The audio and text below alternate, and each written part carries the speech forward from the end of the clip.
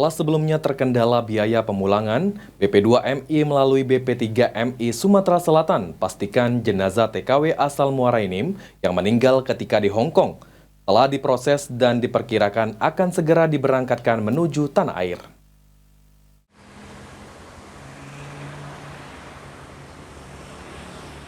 Pemulangan jenazah TKW asal Kabupaten Muara Enim, Provinsi Sumatera Selatan yang meninggal dunia di Hong Kong dan sempat terkendala biaya akan segera diproses. Balai Pelayanan Perlindungan Pekerja Migran Indonesia Sumatera Selatan memastikan akan segera memulangkan jenazah Fahmi ke tanah air setelah pembiayaan terpenuhi. Kepala BP3MI Sumatera Selatan, Mangiring Hasolowan Sinaga mengatakan pihaknya telah berkoordinasi dengan keluarga pemerintah daerah Muara Enim bahwa keluarga sudah bisa memproses pendanaan pemulangan jenazah. Setelah seluruh tahapan aturan dari otoritas negara Hong Kong dinyatakan selesai, maka proses pemulangan akan diinformasikan melalui perwakilan yang berada di sana. Pekerja migran kita yang di Hong Kong yang meninggal dunia, kita sudah berkoordinasi dengan pihak keluarga dan pemerintah daerah dan tokoh masyarakat dari lembaga-lembaga swadaya masyarakat,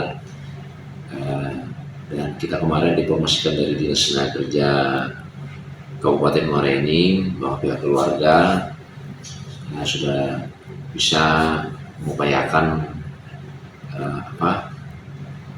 proses pendanaan pemulangannya.